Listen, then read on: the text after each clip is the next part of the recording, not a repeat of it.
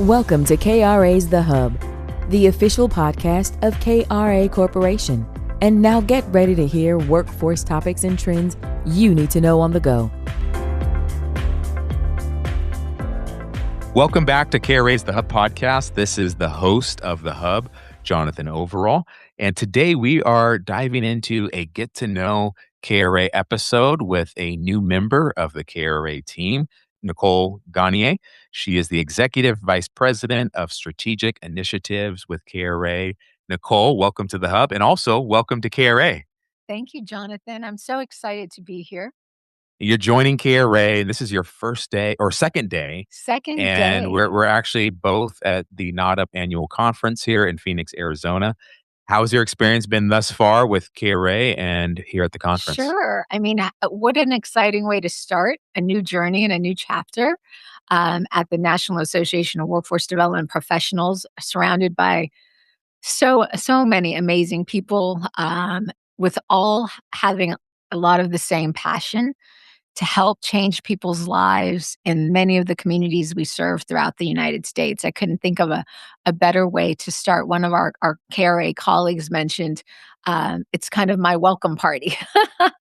and just having a great time getting to know you all, and couldn't be more thrilled to have this opportunity. Well, you're new to KRA, but you're not new to workforce development. And give us and our listeners a little bit about your professional journey. Sure. And what has been part of what has motivated you, inspired you in your professional work, and especially in workforce development. So I served as the vice president of operations for another national provider. I was responsible for all of our projects west of Texas, overseeing about 32 WIOA and TANF operations, in addition to our homeless solutions business, which I had the pleasure of, I always say, giving birth to about 4 years ago now, and was responsible for an amazing team there, but got to a point where, changes happen in corporations, and that led me here. Prior to that, though, I spent the majority of my career in the recruitment and staffing industry, having worked for some of the nation's largest temporary staffing suppliers like Manpower Group, as well as the Act One group of companies, where I always say I grew up in the staffing industry, having spent 10 years there.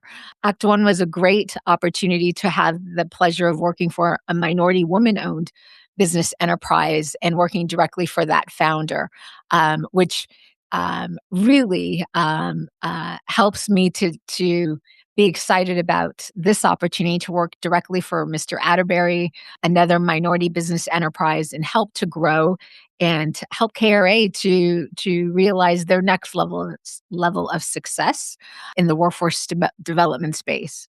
In addition to looking for new opportunities to further diversify our business mix, especially as times are changing throughout our country, throughout government funding, the limitations, and the uncertainty that exists. It's a great time to strategize and look at where else can we be of service throughout the country. Looking back on your career, what would you say has shaped the way that you approach leadership, strategic thinking, planning, and growth within the companies that you've worked with? Leadership, I always say, and I talk to especially young managers about this, be the leader that you needed once upon a time. Make sure that leadership is intentional. I always say there's a specialness about getting a group of people to follow your direction. There's many different ways you can do that, but if you want to do that successfully, it's making sure that people understand who you are. So that's being not just genuine and authentic, but transparent, right? And being vulnerable too. In addition to making sure that you lead by example, you model the behaviors that you want to see in others. And I always say, try to bring a level of excitement, which I do. I believe I do, in making people feel excited about what they do. People spend many hours in the day, right? Showing up to do a good job.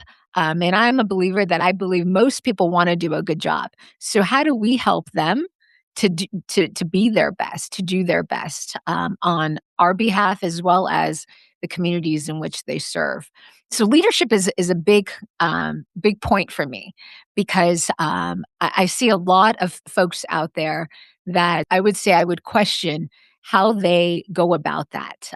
Showing care and concern, I always say, is number one. When people believe that you care about their well-being and have a vested interest in their success, and have bought into helping them along the way, guess what? They're going to show up and do better for you. They're going to give you their best, and that's helped me be able to recruit, retain talent along the way. Yesterday, I had the pleasure of seeing a lot of folks that I had hired over the last 6 years, and it's a wonderful thing when people come up to you and say, thank you for giving me an opportunity. Thank you for promoting me. Thank you for seeing something in me that others hadn't seen. Because at the end of the day, everybody just needs a chance, right? Everybody who has experienced some level of success, somebody's taken your hand and saying, hey, you deserve a shot. For me, that's the most profound thing you can leave behind in a legacy. Now, your role, the title, focuses on strategic initiatives. When you think about that as it pertains to this new opportunity at KRA, what excites you the most about strategic opportunities and the impact that can Yeah. have coming into a company like KRA? So I was sharing with a group of folks, it's a fancy title, but at the end of the day, what that means is go win, grow, expand, and diversify, and look at new ways for us to operate in order for us to be an organization that continues leading, an organization that is well respected throughout the country and within our space. But most importantly, a company that continues to tell a compelling story as to why it's important to help serve individuals throughout our country that, for whatever reason, haven't had the opportunity that they deserve, right? Everyone deserves a chance to live a good life.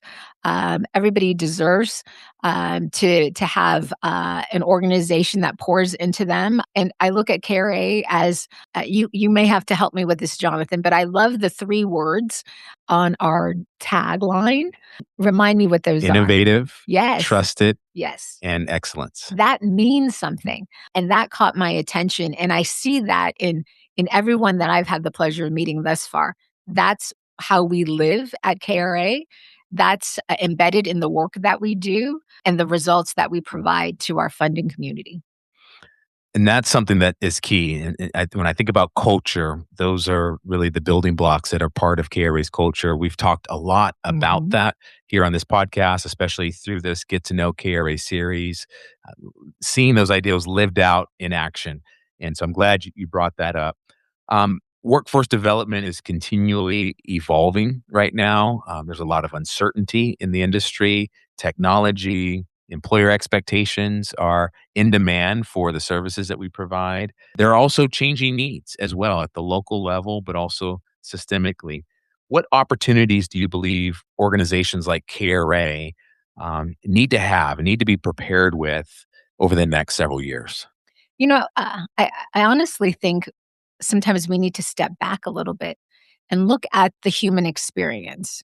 For the most part, people that walk into career centers or TANF offices, they're experiencing a crisis at any given time.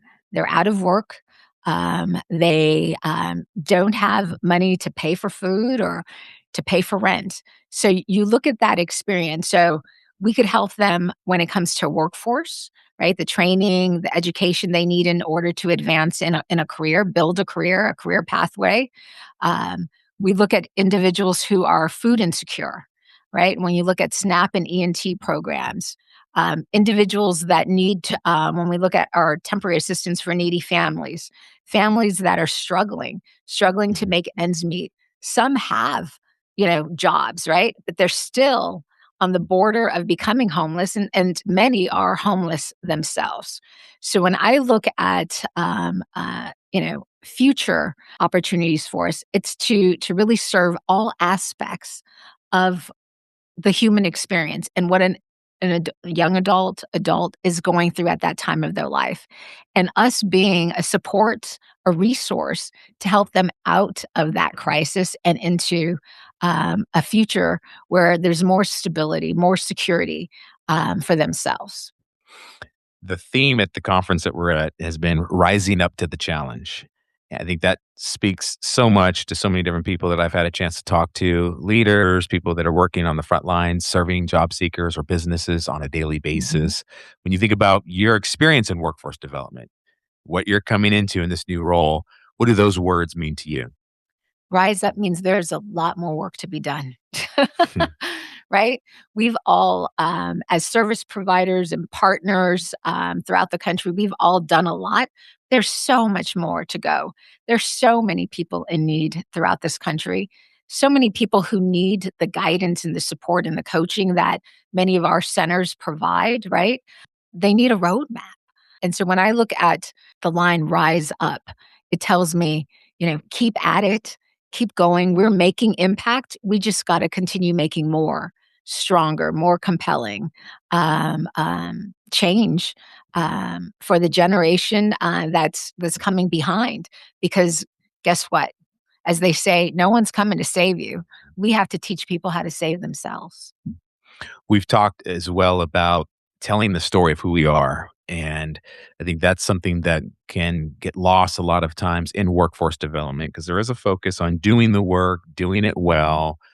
There are reporting requirements, but from your perspective and what you've seen in your career, especially in workforce development, how important is that in to the audience, the right audience? How important is making that connection of telling the story of the impact of the work that we're doing? Oh, it's huge because it motivates, for one thing, it motivates our internal team members to keep at it. Not easy being a frontline worker today in any health and human service arena, right?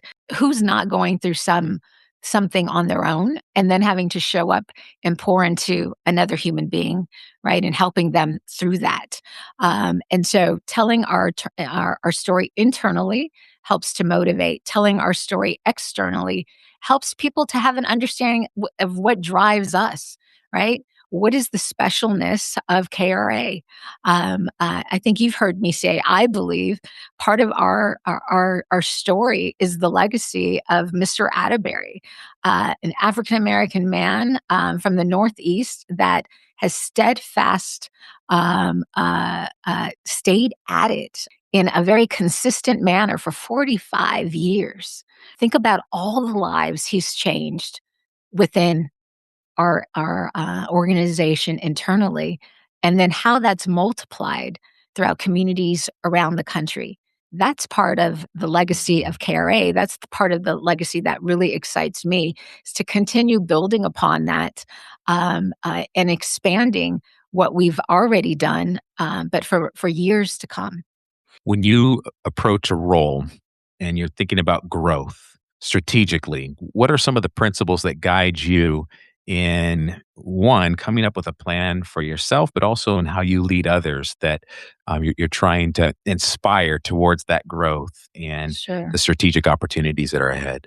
Most importantly, you gotta be patient, and I gotta be patient with myself, because I'm a person who likes to move fast, right? So, coming in, it's all about assessing and learning and being a student, becoming a student of KRA for right now, and not expecting to have answers right now. Having ideas, yes, learning and taking it all in to then be able to put something forth that's meaningful and impactful, right? So we can build on the success that we've already experienced.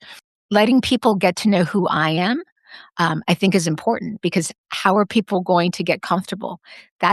I own that. I take responsibility for getting people comfortable with who I am, my style of leadership, of my own lived experience, right? So that's going to look like a lot of spending time with individuals, learning who they are, learning what drives them, and sharing from my own experience so they get to know me.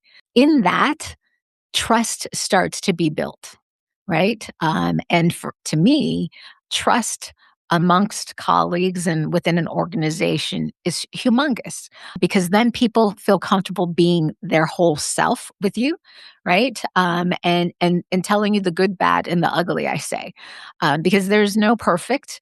But when people start to understand what their strengths and weaknesses are, and you let people know that you don't expect them to have all the answers, that we are all in this together, to help resolve, to help create best practices, for next generations of clientele that we bring in. It's all about learning, teaching, and moving the needle for us to all improve and get better. Conferences like this are a great place for relationships. Mhm. And sometimes I feel like it's a professional family reunion. You meet people for the first time, you meet people from the past, but there's this familial connection in workforce development. It's large because it's a big country, very diverse, but also the community of professionals is small as well. How important has relationship building and workforce development in your career been beneficial for you, enhanced your perspective, but also in your growth as a professional in this industry as well? You meet people. I've had the pleasure in just the last 6 years of being in our industry of meeting individuals that have been at this for 30 years, 35, 40 years. And I, I, I I have the pleasure of calling some of them trusted advisors, right? Whether they were a funder or a community partner that helped to open an opportunity or what have you. But those relationships matter because I sure don't know everything, right? And sometimes you want to be able to take advantage of the wisdom in the room, so to speak, right? And to be able to build those relationships so that you have those go to people that become trusted advisors outside of your organization, right? That are just peers, that are fellow colleagues of the business. Conferences such as this and others that are national in scope, you start to see that there's a common thread throughout the individuals that do this work. It may be corny to say, so many people want to help people, but at the end of the day, that's really what we're doing is helping to change people's lives through work. There's no more powerful thing than a job, right? A job to give somebody a sense of livelihood means more than anything. When someone's able to take care of their family and themselves because of their work, that's what got me into workforce, even in the staffing and recruiting days till now. It's why I've stayed in this because of the power of a job. That is the opportunity to create freedom to make decisions for yourself, freedom to pursue opportunities. That workforce opportunity helps to pave the way for that. Nicole, in closing, I want to give you the opportunity if there's anything to those that are listening, that are part of the KRA family or current partners or future partners that might be listening to this podcast today. What message would you want to share with them about this role that you're coming into with KRA and perhaps your desire to be able to connect with those that are Yeah. listening? I am so looking forward to doing some travel around the country and meet many of our program managers, meet some of the people that are at it every day, working with participants to make those lives better. I look forward to partnering with you and hearing what your thoughts are and getting your ideas. And know that I'm just honored to be a part of this family. Know that we're coming and we're going to be making a splash in the years to come. And so if you're not with us already, this is an organization that you want to be a part of. You want to be a part of the growth of KRA moving forward. Nicole, thank you for joining us here on the Hub. I know it probably won't be the last time as we work and partner in other ways. As you mentioned earlier, telling our story as a company, but also the impact of that work. So thank you. Looking forward to working with you going forward, and enjoy the rest of the conference. Thank you, Jonathan. This was great. Thank you for listening to KRA's The Hub. Don't forget to subscribe to the podcast on Spotify, Apple Podcasts, or wherever you listen to podcasts. To learn more about KRA Corporation, visit www.kra.com. Thanks so much for listening, and we'll be back soon with a new episode.